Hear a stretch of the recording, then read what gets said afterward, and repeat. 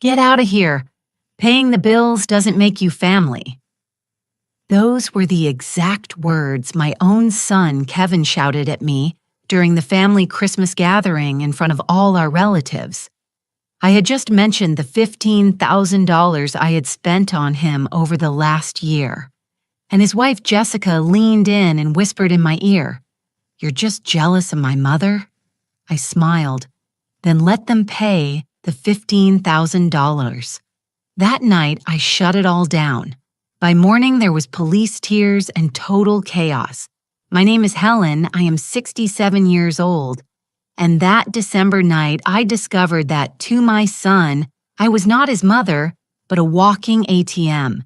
35 years of sacrificing, working as a housekeeper in 5 different houses to support him after his father died. I paid for his college, his fancy wedding. I gave him the money for the down payment on his house. And this is how he repaid me. But let me tell you how it all began. That family gathering was in my own home, the humble little house where I raised Kevin with so much love.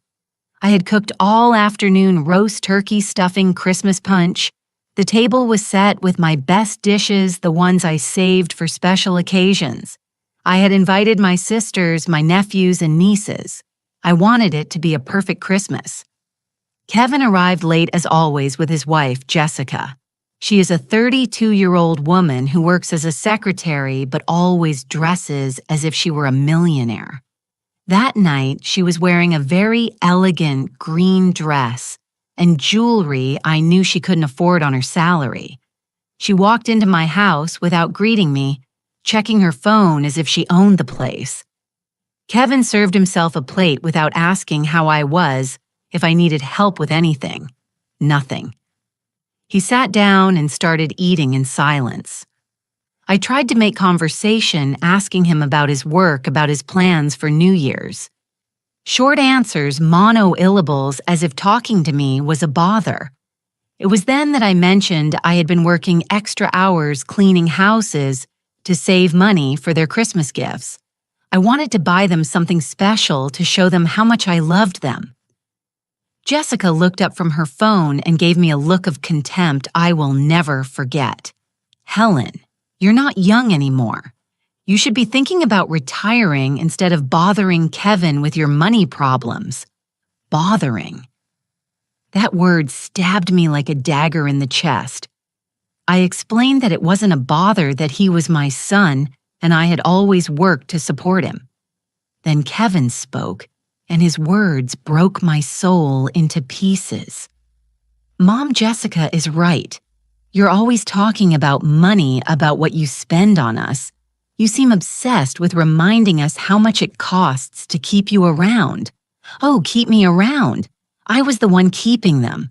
I had spent $15,000 just that year. Payments for his car, credit cards, the mortgage on his house." My sister Susan, who was sitting next to me, was dumbfounded.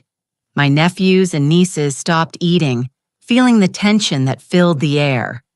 But the worst was yet to come. Jessica leaned towards me, and with a venomous smile, she whispered loud enough for everyone to hear, "You know what I think, Helen?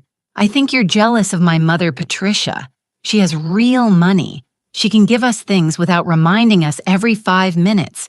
You only give to manipulate." The silence was sepal. My sisters looked at me with pity. My nephews and nieces didn't know where to look. Kevin said nothing. He didn't defend me. He just sat there letting his wife humiliate me in my own house in front of my own family. I felt like the world was collapsing on me. 35 years of sacrifices, of washing my hands until they bled from scrubbing other people's floors, of eating beans so he could eat meat, of wearing the same clothes for years to buy him whatever he needed. All of that reduced to manipulation, to emotional blackmail. But it didn't end there. Kevin finally opened his mouth, and what he said was the final blow. "Mom, maybe Jessica is right. Maybe you need to understand that paying the bills doesn't automatically make you family. Family is earned with respect, not with money." Get out of here, I said. Then with a calm that surprised even myself, get out of my house right now. Kevin got up from the table with an arrogance I had not taught him. Jessica followed him, but before she left, she turned to me with a smile that chilled me to the bone. Thanks for clearing things up, Helen. Now we know exactly what place you hold in our lives. The door slammed shut with a bang that echoed through the entire house. My sisters remained silent. My nephews and nieces stared at their plates. Susan was the first to speak. Helen, you can't let them treat you like this. That boy has forgotten everything you did for him. But I wasn't listening anymore. Wasn't listening. In my mind, Kevin's words repeated over and over again. Paying the bills doesn't make you family. After everything I had sacrificed after giving up my own life to build his, I was not family to him. I was just a nuisance and inconvenience who inconveniently reminded him how much it cost to support him. My sister Susan came over and hugged me. I could feel her indignation, her rage at what she had just witnessed. That boy has no shame, Helen. After everything you did for him, you worked like a slave to give him an education so he could have a better life than ours. The tears started to flow, but they weren't just tears of sadness. It was pure humiliation. They had been able to humiliate me in front of my entire family to reduce 35 years of sacrifice to mere manipulation. Susan kept talking, but her words reached me like distant echoes. Do you remember when Kevin was little and got pneumonia? You worked 3 jobs to pay for the private hospital. And when he wanted to study engineering, you sold even your wedding earrings to pay for his college. Every word from my sister was like a knife twisting deeper, because she was right. I had sold everything of value I owned to invest in Kevin's future. I had given up on rebuilding my romantic life because no man wanted to take on a woman whose every priority was her son. I had lived in the same humble little house for 30 years because every extra penny went to Kevin. That night, after everyone had left, I sat in my empty kitchen and cried like I hadn't cried since my husband died. But amidst the tears, something else was growing inside me. A cold, calculated rage that I had never felt before. Because Kevin and Jessica didn't know something very important, something I had kept secret for the last 6 months. Mrs. Grace, one of the employers for whom I worked for 30 years, had passed away in June. In her will, she left me $850,000, $850,000 that no one knew I had. Not Kevin, not Jessica, not even my sisters. Mrs. Grace had no children, and in her final years, I was more than her housekeeper. I was her companion, her confidant, almost a daughter to her. When the lawyer Samuel read me the will, I couldn't believe what I was hearing. Mrs. Grace had left a letter explaining her decision. Helen was the only person who took care of me with genuine love, expecting nothing in return. She deserves to live her final years with dignity and without financial worries. For 6 months, I kept that secret, not knowing what to do with so much money. I thought about telling Kevin about helping him pay off his house completely, about securing his future. But something always stopped me. An inner voice that told me to wait, to observe, to not be hasty. Now I understand why. The next day, I woke up with a mental clarity I hadn't had in years. I dressed in my best clothes, that gray skirt I saved for special occasions, and left the house. My first stop was the bank where I had the inheritance papers stored. I needed to organize my finances and plan my next moves very carefully. The bank manager, Mr. Gregory, greeted me with a smile. He had handled the entire inheritance transaction and knew my situation perfectly. Mrs. Helen, how can I help you today? I want to cancel all the automatic transfers I have scheduled for my son Kevin, I said in a firm voice. all of them. The payment for his house, his car, his credit cards, everything. Mr. Gregory looked surprised. For years, he had processed those transfers. He knew I was left with practically no money each month to cover Kevin's expenses. He had seen me come in at the end of every month with crumpled bills, the product of my work as a housekeeper, to make sure my son's payments were covered. Are you sure, Mrs. Helen? These are significant payments. The mortgage payment, the car loan, 3 different credit cards. We're talking about almost $3,000 a month. Completely sure. And I want the cancellation to be effective immediately.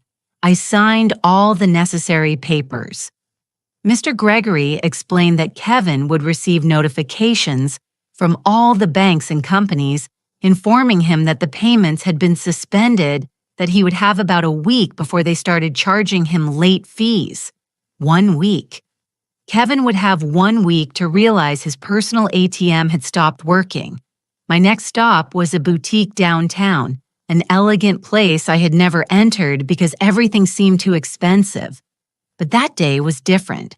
I had $850,000 in the bank and 35 years of sacrifices to make up for. The saleswoman, a young, elegant woman, looked me up and down when I walked in.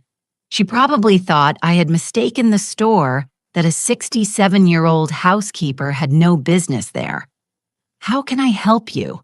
she asked with a forced smile. "I want a dress," I said. "Something elegant black because I'm going to a funeral." I wasn't lying.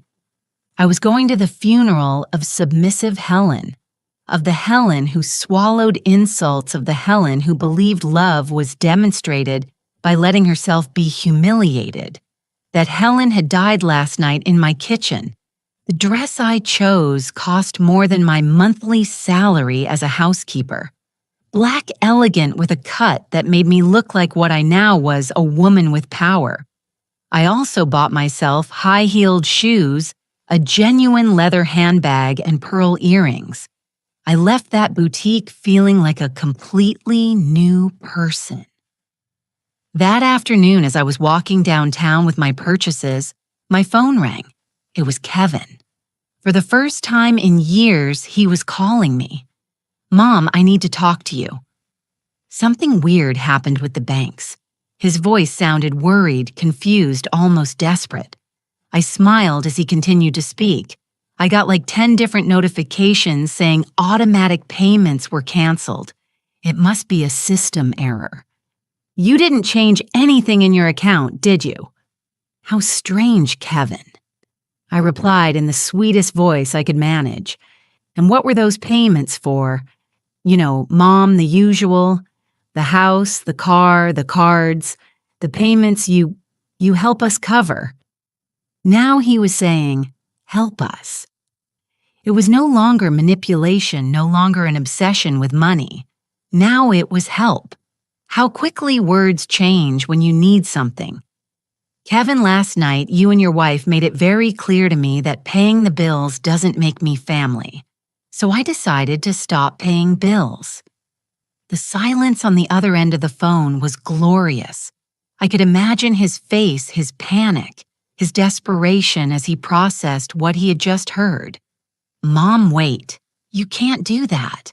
I have commitments, obligations. If I don't pay the mortgage this month, they're going to charge me interest.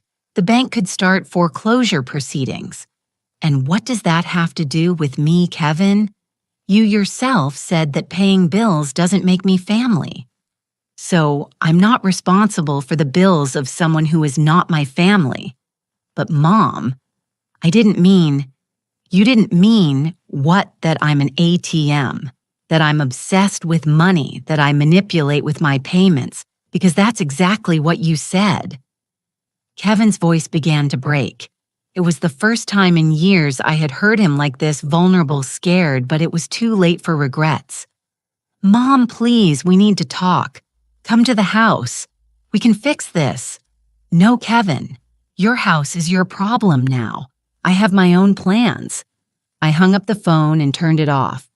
For 35 years, I had been available 24 hours a day. That too was over. That same afternoon, I took a taxi to the most elegant hotel in the city, the Grand Plaza, a place I had only been to once when I dropped off clean clothes for one of my employers who was staying there. I never imagined that one day I would be the guest. The receptionist looked at me strangely when I asked for the most expensive suite available, an older woman dressed in simple clothes, asking for luxury accommodation. But when I took out my new credit card, the one the bank had given me after the inheritance, her attitude changed completely. "It will be a pleasure to have you, Mrs. Helen. How many nights will you be staying with us? 1 week to start." The suite was larger than my entire house. It had a living room, a bedroom with a huge bed, a bathroom with a jacuzzi, and a spectacular view of the city. I sat on the leather sofa, and for the first time in decades, I allowed myself to breathe without worry. The next day, my phone started ringing nonstop. Kevin, Jessica, unknown numbers. I decided to turn it on just to listen to the voicemails. The first one was from Kevin, and his desperation was evident. "Mom, please answer. Jessica is very worried. She says, maybe we were too hard on you. We can talk. Find a solution." The second message was from Jessica, and her tone had completely changed. She was no longer the arrogant woman from 2 days ago. "Helen, it's Jessica. I think there was a misunderstanding. Kevin told me about the problems with the banks. We can sit down and talk like family. Like family. Now that they needed money, I was family again." The third message surprised me. It was from Patricia, Jessica's mother, the rich woman I was supposedly jealous of. "Mrs. Helen, this is Patricia. My daughter told me what happened. I would like to speak with you. I think we can find a solution that benefits everyone." Benefits everyone. How interesting. When they humiliated me, no one thought about benefiting me. But the fourth message was the one that amused me the most. It was Kevin again, but this time crying. "Mom, I don't know what to do. Jessica is furious. She says it's my fault. Her mom is pressuring her to leave me if I don't fix this. They're going to take away the house, the car, everything. Please, Mom, I know I don't deserve it, but you're my mother. You can't abandon me like this." Now I was his mother. When everything was falling apart, when he desperately needed help, then he remembered I was his mother. That afternoon, I decided to treat myself to a luxury I had never had before. I went to a spa. I had massages, facials, a manicure, a pedicure. While the specialists worked on me, I reflected on my new reality. For the first time in 35 years, no one depended on me. No one expected me to solve their financial problems. Upon returning to the hotel, I found the concierge waiting for me with an envelope. "Mrs. Helen, a young man came to leave this for you. He said it was very urgent." It was a handwritten letter from Kevin in the same handwriting I had taught him when he was a child. "Mom, I don't know if you'll read this, but I have to try. I know I was wrong. I know Jessica was wrong. We were stressed under a lot of pressure, and we took our frustration out on you. There's no excuse for that. But Mom, I'm your son. The same little boy you held when he had nightmares. The same one you cared for when he was sick. You can't erase all that because of one argument. I need you, Mom. I love you." I tore the letter into small pieces and threw it in the trash. It was easy to talk about love when money was needed. Where was that love when they humiliated me in front of the whole family? The next day, I decided to do something Kevin would never expect. I went to visit my former employer, Mrs. Carroll, an elderly woman who had always treated me with respect. She was surprised to see me looking so elegant, so changed. "Helen, how wonderful to see you. You look splendid." "How are you?" I told her the whole story. Carol listened attentively, without judging, without taking sides. In the end, she said something that marked me deeply. Helen, I raised 3 children, and I'm going to tell you something I learned over the years. Sometimes the greatest demonstration of love for a child is to let them fall. Let them learn what life costs when they don't have mom solving everything for them. She was right. For 35 years, I had been the mattress that cushioned all of Kevin's falls. I had never allowed him to face the consequences of his decisions. He had never learned the real value of money because he always knew Mom would be there to rescue him. That night in my hotel suite, I made a decision that would change everything forever. I called the lawyer Samuel, the same one who had handled Mrs. Grace's inheritance. Samuel, I need to consult you about something. What legal options do I have if someone has publicly defamed me, deliberately caused me emotional distress? Are you thinking of suing someone? Mrs. Helen, I'm thinking of protecting myself and making sure that the people who have hurt me understand that their actions have consequences. Samuel explained the options. Lawsuit for moral damages, for defamation, for psychological harm, all documented, all legal, all perfectly justified. Do you have proof of what you're telling me? I smiled because what Kevin and Jessica didn't know was that for the past few months, every time they came to my house, I had recorded our conversations. I had all their humiliations, all their contempt, all their poisonous words saved on my phone. Samuel, I have more proof than you can imagine. Samuel reviewed the recordings I brought to his office. His expression changed completely as he listened to the words of Kevin and Jessica, especially when he got to the part where Jessica whispered about me being jealous of her mother, and Kevin declaring that paying bills didn't make me family. Mrs. Helen, this is more than enough for a lawsuit for moral damages. The humiliations were public, deliberate, and clearly caused emotional harm. Furthermore, we have the aggravating factor that you are a senior citizen, which increases the severity of the case. Perfect. I want you to prepare everything, but first, I'm going to give them one last chance to apologize publicly. One last chance. Yes, I want to see how far they are willing to go. I want them to retract everything to apologize to me in front of the same family that witnessed the humiliation. If they don't, we will proceed with the lawsuit. Samuel smiled. He was an older man, experienced in family cases, and he understood my strategy perfectly. I think that's an excellent idea. In the meantime, I'll prepare all the legal documentation. I left the lawyer's office feeling powerful for the first time in decades. I had taken control of my life. I had stopped being a victim to become the protagonist of my own story. That afternoon, I decided to call Kevin. He answered on the first ring as if he had been desperately waiting for my call. Mom, finally, I was so worried. Where are you? I've been to your house 3 times and you're not there. I'm in a place where I can think clearly, Kevin. Away from the toxic environment where I was humiliated. Mom, about that. Jessica and I have been talking. We think we all got carried away that night. Maybe we could sit down and talk. Sit down and talk after what you said to me, in front of the whole family after reducing 35 years of sacrifice to mere manipulation. Mom, please. We're going through a very difficult time. The banks have already started calling. If I don't pay this week, they're going to start foreclosure proceedings.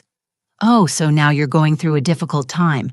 When you humiliated me, I wasn't going through anything difficult, Kevin sighed on the other end of the phone. I could feel his frustration, his growing desperation. What do you want me to do, Mom? What do you need for us to fix this? I want you and Jessica to organize a meeting with the same family that witnessed my humiliation. I want you to apologize publicly, to acknowledge everything you did wrong, to admit that your words were unfair and cruel. A family meeting to apologize. Exactly. And I want Patricia to be there too. Jessica's rich mother, the one I'm supposedly jealous of. I want to meet her personally. Mom, I don't know if Patricia will want to come. She's very busy. Kevin, either you do as I ask or you deal with your financial problems on your own. You decided that paying bills doesn't make me family. Perfect. Then I have no family obligation to help you. Okay. I'll organize the meeting. When tomorrow night, at my sister Susan's house. Neutral ground. And Kevin, you'd better come with a completely different attitude. I hung up the phone and immediately called Susan to tell her the plan. Sister, could you lend us your house tomorrow for a family meeting? Of course, Helen. But tell me, what do you have planned, Justice Susan? Simple justice. The next day, I prepared as if it were the most important battle of my life. I wore the elegant black dress I had bought, the high heels, the pearl earrings. I had my makeup and hair done at the hotel's beauty salon. When I looked in the mirror, I didn't recognize the woman looking back at me. She was elegant, powerful, self-assured. I arrived at Susan's house exactly at the agreed-upon time. My sister greeted me with wide eyes. Helen, you look spectacular. What have you done to yourself? I found myself, sister. After 67 years, I finally found myself. Kevin arrived 15 minutes late as usual. Jessica was with him, but her attitude was completely different. No arrogance, no superiority. She seemed nervous, almost scared. And behind them came a woman I assumed was Patricia. Patricia was a woman of about 58, well-dressed, but not as much as Jessica had boasted. In fact, her clothes looked expensive, but not new, as if they had been bought some time ago. Her jewelry also looked authentic, but worn. There was something about her that didn't fit the image of the wealthy woman Jessica had painted. Helen, a pleasure. I'm Patricia, Jessica's mother. I'm very sorry about what happened the other night. Her tone was conciliatory, almost servile, nothing like the arrogance I expected to find. We sat in Susan's living room, Kevin and Jessica on one sofa, Patricia in a chair, me in the main armchair. My sister remained standing, a silent witness to what was about to happen. Well, you told me you wanted to apologize, I began in a calm voice. I'm listening. Kevin cleared his throat, clearly uncomfortable. Mom, Jessica, and I have reflected a lot on what happened. We realized that our words were very harsh, very unfair. You have been an extraordinary mother. You have sacrificed a lot for me. His words sounded rehearsed, empty. There was no real emotion, only need. Jessica took the floor.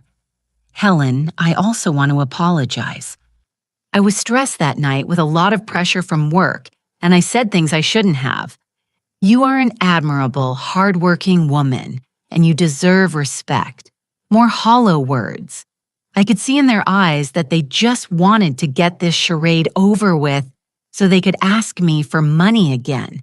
And you, Patricia, do you also apologize? I asked her directly. Patricia looked at me surprised, as if she hadn't expected to be included. Well, I wasn't present that night, but if my comments through Jessica offended you in any way, of course I apologize. Your comments through Jessica. Do you mean when your daughter told me I was jealous of you because you have real money? The silence was sepulchre. Patricia became visibly nervous. Jessica looked at her in panic. It was clear that some lies were about to come to light. Well, that must have been a misunderstanding. I smiled. It was the perfect moment for the first revelation. How curious, Patricia. Because according to my investigations, you don't have as much money as you claim. In fact, I understand you're quite in debt. Patricia's face turned completely pale. Jessica looked at her in horror, as if she had just discovered that her whole life had been a lie. Kevin understood nothing, but he could feel the tension filling the room. Investigations, Patricia stammered. I don't know what you're talking about. I took out a folder I had brought with me. Samuel had been very efficient in getting information. Patricia Ramirez, 58 years old, divorced 3 years ago. Your ex-husband got most of the assets in the divorce because he discovered you had been spending compulsively and hiding debts. You currently owe $200,000 between credit cards, personal loans, and a mortgage that is in default. The silence was so thick you could cut it with a knife. Jessica stared at her mother as if she were seeing her for the first time in her life. Mom, is that true? Jessica whispered. Patricia tried to regain her composure, but her voice trembled as she spoke. That those are private matters. You have no right to investigate my personal life. I have every right when you allow your daughter to humiliate me using your supposed wealth as an excuse. When she tells me I'm jealous of your money, when in reality you don't even have enough to pay your own debts. Kevin finally spoke, his voice confused. Jessica, I don't understand. You always said your mom was a millionaire, that she had properties investments. Jessica couldn't even speak. Tears began to roll down her cheeks as the truth crumbled before everyone. I continued reading the report. What's more, Patricia works as a sales associate at a department store, with a salary that barely covers her apartment rent. The jewelry she wears are imitations bought from secondhand stores. The car she drives is about to be repossessed. That's enough, Patricia shouted, completely losing her composure. You have no right to expose my life like this. I have no right, just as you had no right to allow your daughter to humiliate me based on lies, just as you had no right to make me feel inferior for not having your supposed money. Jessica finally found her voice, but it was barely a broken whisper. Mom, why did you lie to me? Why did you make me believe we were rich? Patricia completely broke down. Tears streamed down her face as the truth came pouring out. Because I wanted you to be proud of me. Because when your dad left me, I was left with nothing. I lost the house, the cars, everything. But I didn't want you to know that your mother was a failure. Patricia's sobs filled the room. Jessica looked at her with a mixture of horror and compassion, while Kevin tried to process all the information. So when Jessica told me I was jealous of her rich mother, I continued, she was actually defending a woman who is more in debt than I ever was. How ironic. Kevin finally reacted, turning to Jessica with fury. Are you telling me we humiliated my mother based on lies, that your rich family you boasted so much about doesn't exist? I didn't know, Jessica cried out. My mother lied to me my whole life. But that doesn't justify what you did to me, I interrupted. Whether you lied about your financial situation or not, the contempt was real. The humiliation was real. The pain you caused me was real. I got up from the armchair and walked over to Kevin. Do you know what the saddest part of all this is, son? That while you believed you were superior to me, while you treated me like a nuisance, I had $850,000 in the bank. The 3 people in front of me were petrified. Kevin opened his mouth, but no sound came out. Jessica stopped crying from the shock. Patricia slowly raised her head. What did you say? Kevin murmured. $850,000. An inheritance I received 6 months ago from Mrs. Grace, for whom I worked for 30 years. Money I plan to use to secure your future, Kevin. Money I was going to invest in a bigger house for the whole family. I took out my bank statement and showed it to him. His eyes widened as he saw the figure. Impossible, Jessica whispered. Very possible. It turns out the housekeeper you both despised is richer than your entire family combined.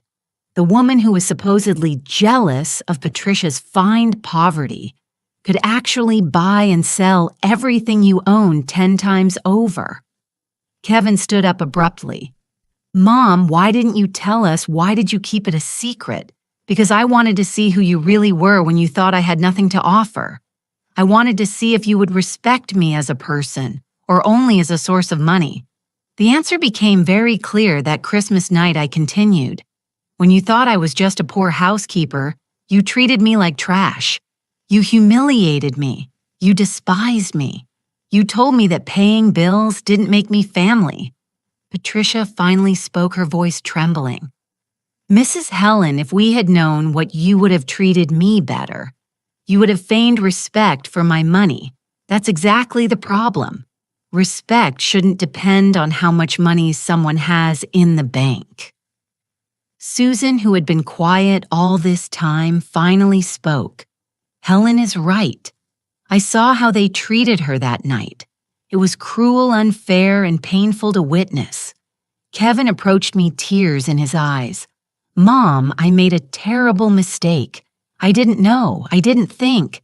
I didn't measure my words. But I'm your son. You have to forgive me. I have to forgive you. Why? Because now you know I have money. Because now you need me more than ever. No, Mom. Because I love you.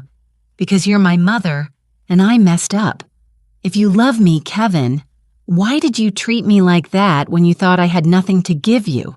Where was that love when you humiliated me in front of the whole family? He couldn't answer because he had no valid answer. The truth was evident. His love was conditional on my financial utility. Jessica also approached, completely shattered. Helen, I know I'm beyond forgiveness. I know what I did was unforgivable, but please give me a chance to make it right. How do you plan to make it right, Jessica? By giving me back my dignity, by erasing the public humiliation, by healing the emotional wounds you caused me. She couldn't answer because she knew some things can't be undone. I looked at the three of them. So vulnerable now, so different from that Christmas night when they felt superior to me. Now you are going to experience something I lived for 35 years.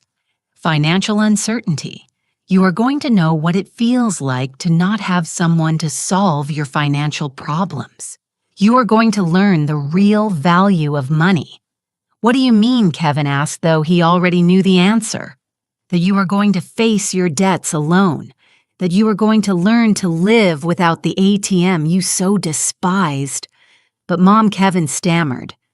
I can't lose the house. Jessica will lose her job if we end up on the street.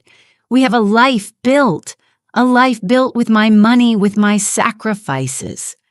That's not your life, Kevin. It's the life I gave you while you despised me for giving it. Jessica threw herself to her knees in front of me, sobbing uncontrollably. Please, Helen. I know I don't deserve it, but I beg you. We can change. We can be different. Give me a chance to show you I can be the daughter-in-law you deserve. You had 32 years to be the daughter-in-law I deserve. Jessica, you chose to be cruel, dismissive, and abusive. Those choices have consequences. Patricia also approached desperation in her voice. Mrs. Helen, I take full responsibility. It was my fault for filling Jessica's head with lies about my situation. But please don't punish my daughter for my mistakes. Your daughter is a 32-year-old adult Patricia. She chose to humiliate me based on false information she never bothered to verify. She chose to treat me like trash because she thought she could get away with it. I headed for the door, but before leaving, I turned to face them one last time. For 6 months, I kept the secret of my inheritance, waiting for the right moment to tell you. I thought I would do it on Christmas. I thought it would be a perfect gift for the whole family. But you showed me who you really were before I had the chance. Kevin stood up abruptly. So this is all revenge. You set us up. A trap. No, Kevin. A trap would have been pretending to be poor to test you. I simply didn't mention my good fortune.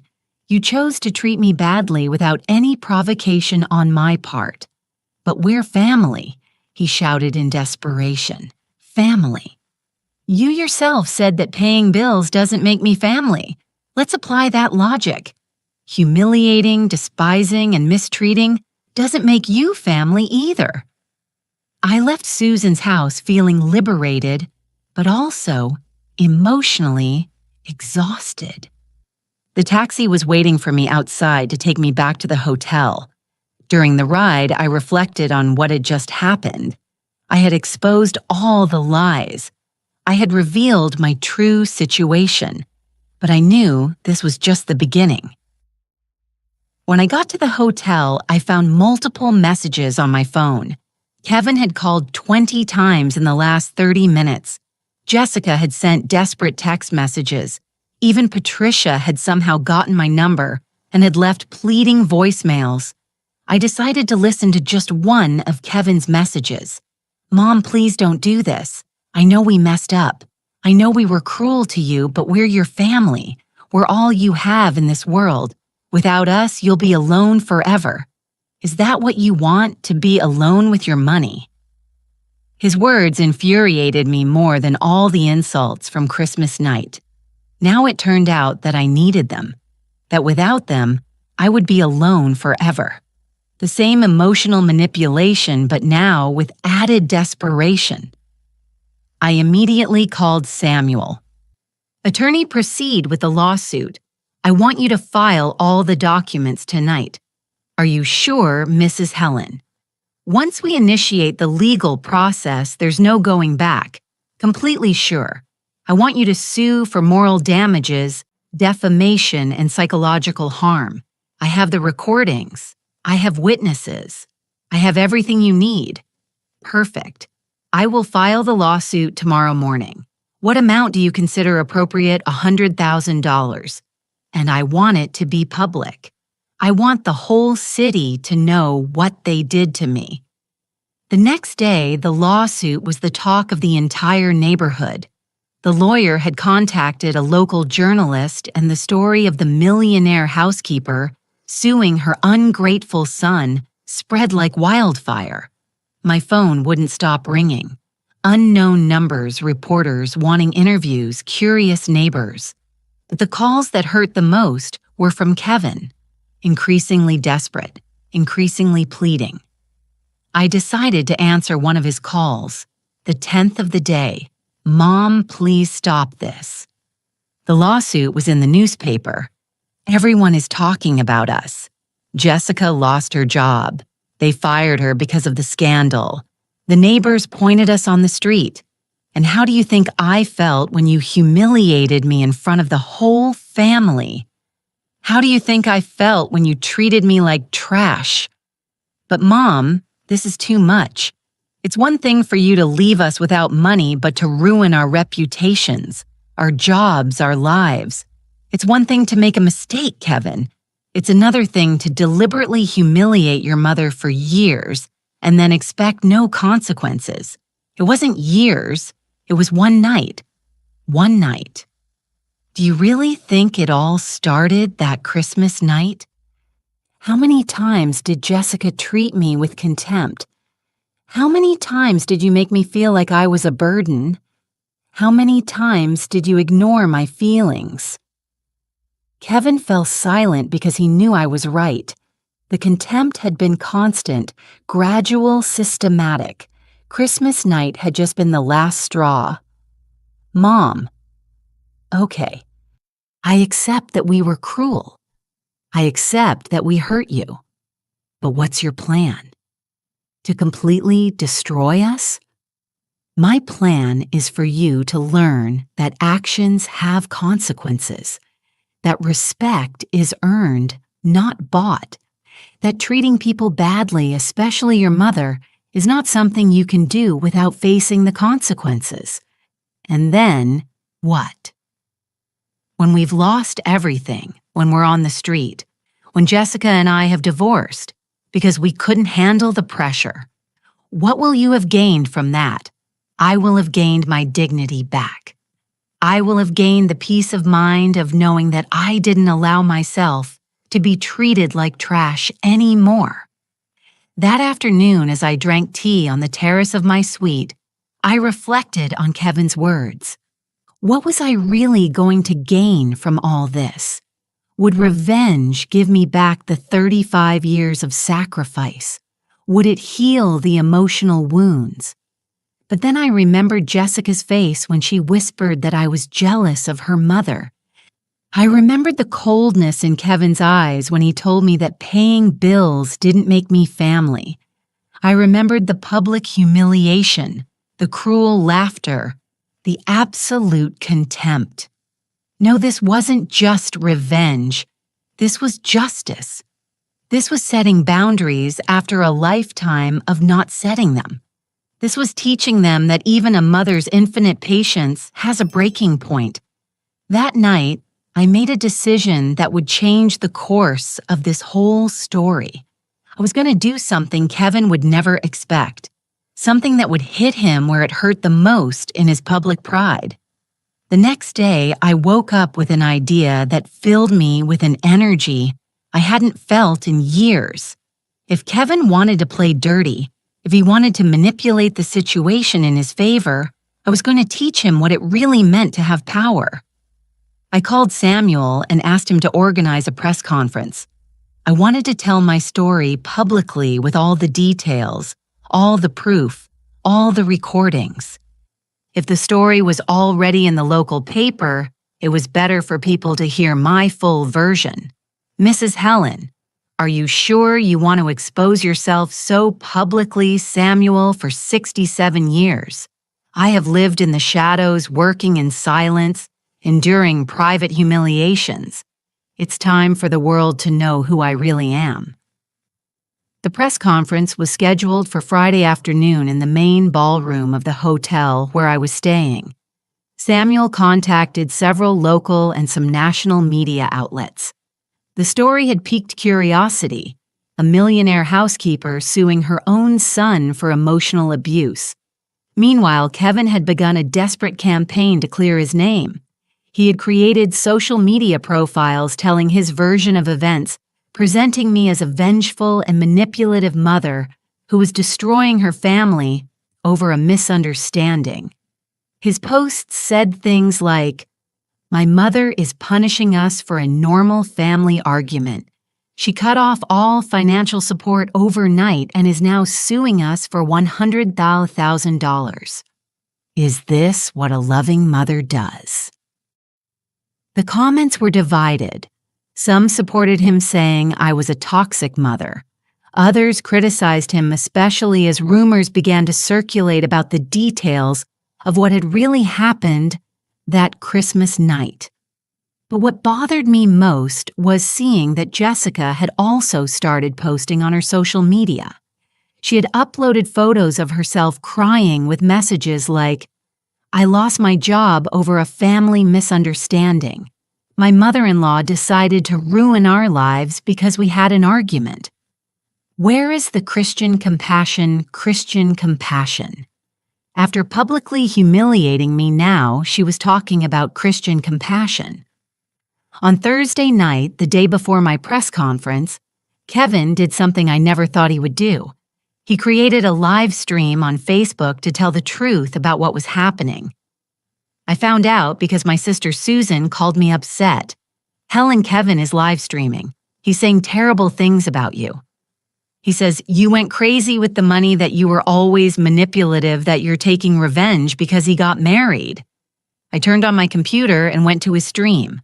There were over 500 people watching. Kevin was in his living room with Jessica by his side, crying, playing the role of the perfect victims. "My mother received an inheritance 6 months ago and didn't tell us anything," Kevin was saying. Then when we had a small family argument at Christmas, she decided to punish us by cutting off all the financial support she was giving us. Now we've lost the house, Jessica lost her job, and she's suing us for $100,000. The live comments were a mix of support and criticism. Some said, "Your mother supported you for years. You should be grateful."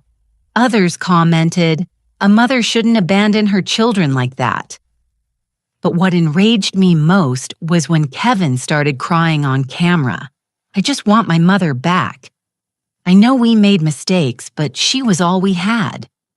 Now she's living in a luxury hotel while we're left with nothing. Is that fair?" Jessica took the floor, theatrically wiping her tears. "Helen was always controlling with money. She always reminded us how much she spent on us. That Christmas night when we told her that it bothered us, she exploded. She kicked us out of her house, and the next day she canceled all our payments. Liar." I screamed at the screen. They were completely twisting what had happened. I saw that the comments were starting to change tone. More people were beginning to support them, to see them as victims of a cruel and vengeful mother. Kevin was very smart at manipulating people's emotions. "We just want our family to reconcile," Kevin continued. "We want to sit down and talk, apologize properly, and find a solution, but she refuses to see us. She has blocked us from everywhere." At that moment, I made a decision that would change everything. I created a new Facebook account and joined the live stream. I wrote in the comments, "Hello, Kevin, it's your mother. I see you're telling your version of the story. How about I tell mine?" The stream went crazy. The comments started to explode. "It's her. The mom is here. This is going to get good." Kevin saw my comment and turned completely pale. Jessica looked at him in terror. For a moment, he didn't know what to do. "Mom, is that really you?" he asked with a trembling voice. "Yes, it's me. And I think it's time for all these people to hear what really happened that Christmas night." "Mom, please don't do this. We can talk in private." "In private, like when you humiliated me in front of the whole family. No, Kevin, you decided to make this public. I will respond publicly." The viewership had increased to over 1,500. People were sharing the stream, tagging their friends. It was like a live reality show. "Do you want to know what really happened?" I wrote in the comments. "Do you want to hear the recordings of what they said to me that night?" Kevin stood up abruptly from his chair. "You can't do that. Those are private conversations." "Private? Like this broadcast where you are defaming me in front of thousands of people." Jessica finally spoke, her voice desperate. "Helen, please. We've suffered enough. People are judging us. I lost my job. We're about to lose the house." "Oh, so now I'm Helen again. No longer the crazy, manipulative woman from 5 minutes ago." The comments were out of control. There were people defending me, people attacking me, people asking me to play the recordings. "Kevin," I wrote, "do you want to tell all these viewers exactly what you said to me that Christmas night? Do you want to repeat the exact words you used?" "Mom, we already apologized." "No, you didn't apologize.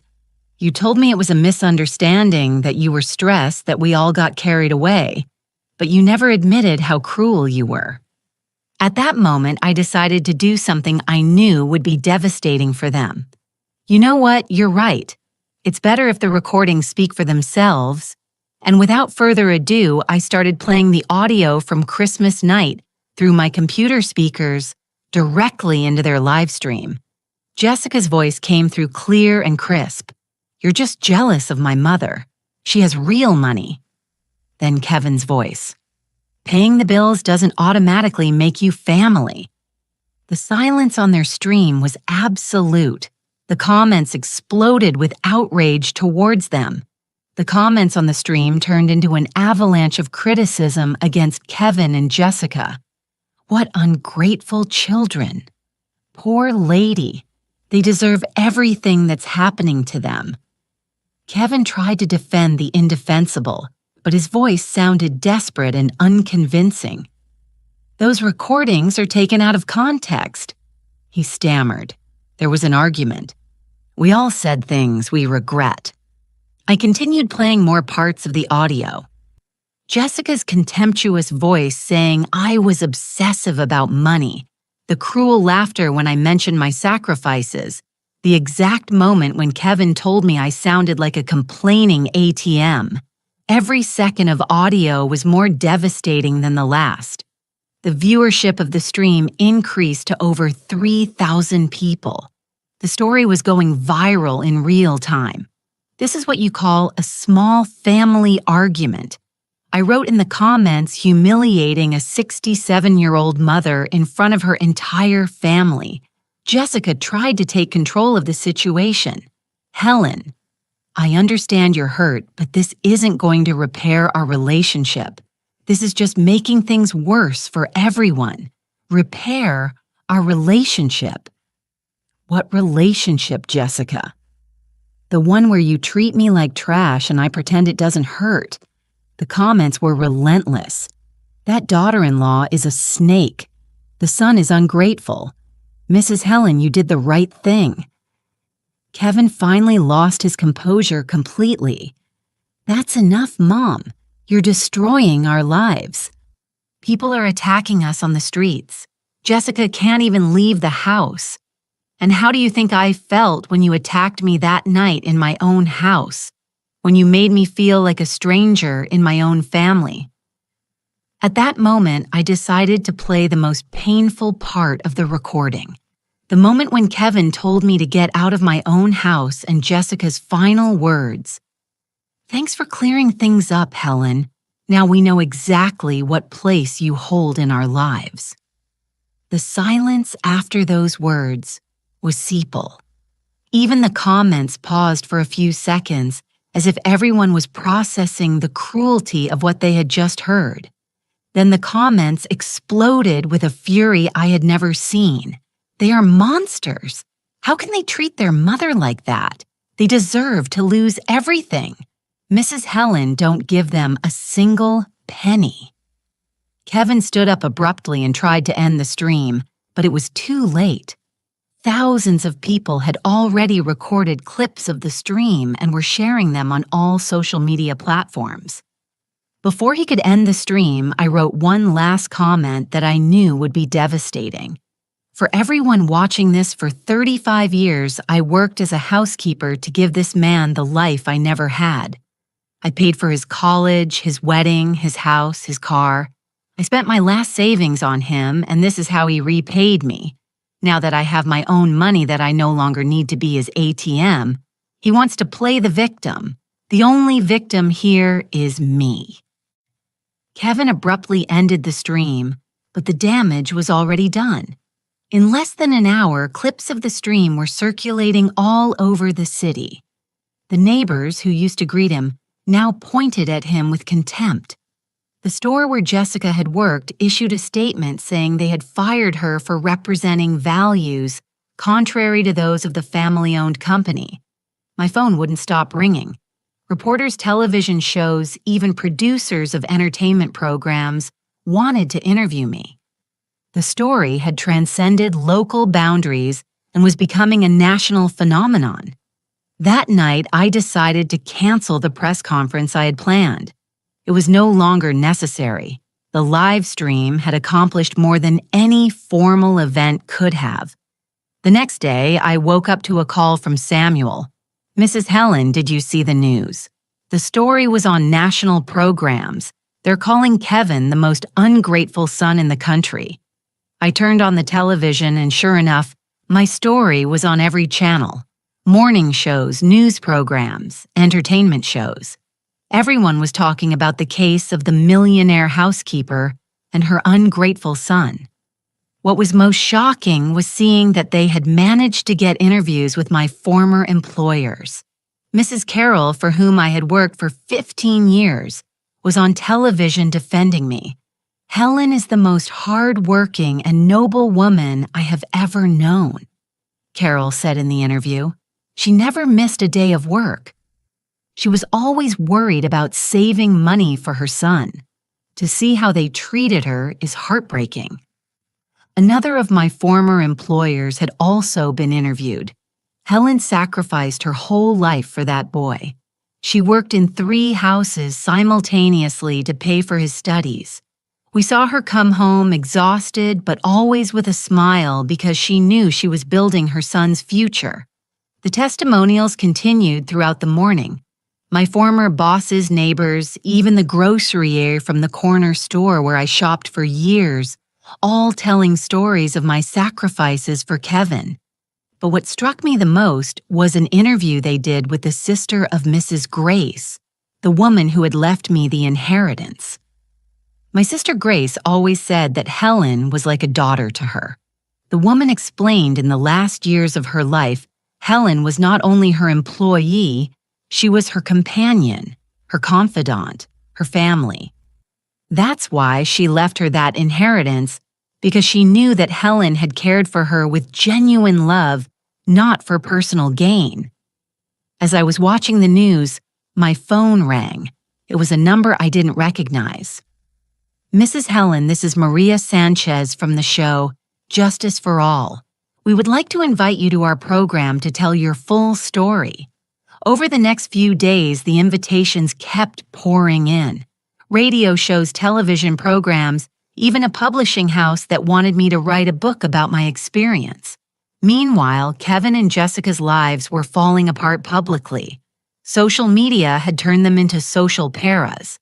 Jessica couldn't find a job anywhere because her name was associated with the scandal. Kevin had lost several clients at his engineering job because companies didn't want to be associated with someone who had mistreated his elderly mother. The bank finally foreclosed on their house. They were seen leaving with their belongings in boxes while neighbors recorded them and uploaded the videos to social media. The comments were ruthless. They deserve it. Divine karma. Now they'll know what it's like not to have mom. A week after the viral stream, I received an unexpected call. It was Patricia Jessica's mother. Mrs. Helen, please. My daughter is destroyed. Kevin is depressed. They are living in my 1-bedroom apartment, sleeping on the floor. Don't you think they've suffered enough? Enough after 1 week I suffered for 35 years. Patricia, they created this situation. They chose to humiliate me publicly. Now they are facing the consequences of their actions, but they're thinking about divorce. Jessica says she can't take the social pressure anymore. Is that what you want, to completely destroy their marriage? The truth was, I didn't know what I wanted. The revenge had been more satisfying than I expected, but also more devastating. Seeing their public destruction gave me a bittersweet feeling. It was justice, but it was also painful to see the son I had raised with so much love suffer. That night, as I looked at the city from the terrace of my suite, I reflected deeply on everything that had happened. The revenge had been complete, devastating public. Kevin and Jessica had lost everything: the house, the job, the reputation, the dignity. But something inside me didn't feel completely satisfied. Maybe it was because, despite everything, Kevin was still my son. The same little boy I had held in my arms when he had a fever. The same one I had comforted when he had nightmares. The same one for whom I had sacrificed everything for 35 years. But then I remembered his exact words. Paying the bills doesn't make you family. And the satisfaction filled me again. The next day, Samuel called me with news I didn't expect. Mrs. Helen, Kevin wants to withdraw his defense in the lawsuit. He is willing to accept full responsibility and pay you the $100,000 for moral damages. $100,000 with what money he's completely broke. He says he'll get a loan, that he'll sell everything he has left, that he'll work day and night until he pays it off. He just wants this to be over. The irony was perfect. The man who had told me I was an ATM was now willing to go into debt, up to his neck, to pay me. The one who had despised my money was now pleading with his own. But then Samuel told me something that surprised me. He also asked me to give you a personal message. He says he understands if you never forgive him, that he accepts that he destroyed the relationship with the only person who truly loved him. He says he's not asking for forgiveness because he knows he doesn't deserve it. He just wants to pay you what he owes you and disappear from your life forever. Disappear from my life forever. For weeks, I had fantasized about those words. But now that I heard them, they hurt more than I expected. That afternoon, I decided to do something no one expected. I took a taxi to Patricia's apartment where I knew Kevin and Jessica were living. It was an old building in a neighborhood I had known very well in my days as a housekeeper. I knocked on the door of apartment 3B. Patricia opened it, her face a mask of total surprise. "Mrs. Helen, what are you doing here? I came to talk to Kevin for the last time." Kevin appeared behind Patricia. He looked completely different. He had lost weight, had deep dark circles under his eyes. His hair was disheveled. He looked like a man who had aged 10 years in 2 weeks. "Mom," he murmured in a broken voice. "I wasn't expecting to see you. We need to talk alone." We went out to the small balcony of the apartment.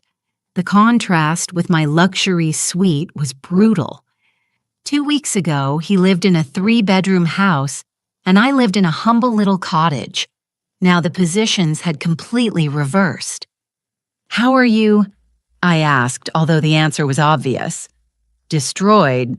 "Snorts," he answered without trying to pretend. "Completely destroyed. I lost everything, Mom. The house, the job, the friends, the reputation. Jessica is going to leave me. She says she can't take the social pressure anymore. And all because of one December night when you decided to humiliate your mother." I know. And I accept it. I'm not here to ask for your pity or forgiveness. I know I don't deserve them. I was surprised to hear him so different. There was no trace of the arrogance from before, of the superiority, of the contempt. He was a broken man who finally understood the consequences of his actions. "What do you want? Then I want you to know that I understood. I understood what you tried to teach me. I understood what it feels like to be alone without money, without support, without family. I understood what you lived through all these years, while I took you for granted." His words sounded genuine, but it was too late for lessons learned. "I also want to ask you something," he continued. "When I pay the $100,000 from the lawsuit, I want us to consider ourselves completely at peace. That you never have to see my face again if you don't want to. That you can live your life in peace with your money without the burden of an ungrateful son." The burden of an ungrateful son. Is that what he thought he was to me? "Kevin, you were never a burden. You were my life's project, my reason for being my greatest pride. That's why it hurt so much that you treated me the way you did." Tears began to roll down his cheeks. "Mom, I ruined everything. I ruined the relationship with the only person who loved me unconditionally. And the worst part is I can't blame anyone else. I can't say it was Jessica's fault or stress or circumstances. It was me. It was me who chose to treat you badly." For the first time in 2 weeks, I felt a hint of compassion for him. But it wasn't enough to erase 35 years of sacrifice reduced to manipulation. Do you know what's saddest of all, Kevin? That it took you losing everything to realize what you had. I know, Mom, and that's why I'm not going to ask you to forgive me. I'm just going to ask you to be happy to use your money to live the life you deserve, to travel, to spoil yourself, to do everything you couldn't do because you were taking care of me. His words moved me more than I expected. It was the first time in his adult life that he thought about my well-being without mixing it with his own needs. And what are you going to do? I'm going to get a job wherever I can, doing whatever I can. I'm going to pay the lawsuit even if it takes me years. And I'm going to learn to live with the consequences of my actions. At that moment, I made a decision that surprised even myself. Kevin. I'm not going to accept the money from the lawsuit. He looked at me confused. But Mom, I don't need it. I have more money than I can spend in what's left of my life. And I don't want the rest of your existence to be marked by a debt to me. Then what do you want? I want you to learn to be a real man, to build your life with your own hands without depending on anyone, to value what you have while you have it, and to never ever treat someone who loves you badly again. Does that mean you forgive me? I looked him straight in the eyes before answering. That means I'm releasing you from the financial debt. The emotional debt is something you will have to live with for the rest of your life. I stood up to leave, but before stepping off the balcony, I turned to him one last time. Kevin, for 35 years, I was your mother. From today, you are free to be your own man. Use it wisely. I left the apartment without looking back. In the taxi back to the hotel, I reflected on what I had just done. I hadn't truly forgiven, but I had released. I had cut the chains that tied me to a toxic relationship, but I had also cut the ones that made me his eternal savior. That night, I called Samuel to officially withdraw the lawsuit. The next day, I bought a small but elegant house in a quiet neighborhood, far from all the painful memories. It was time to start the life I had never allowed myself to have. 6 months later, as I drank coffee in the garden of my new house, I reflected on everything that had happened. Kevin had found a job as an engineer in another city. Jessica had left him just as she had threatened. He was rebuilding his life from scratch, without anyone's help, finally learning the value of independence. I don't regret adopting him when he was a child. I only regret not understanding sooner that kindness should never be practiced at the cost of self-destruction. At 67, I finally learned that self-love is not selfishness. It is survival.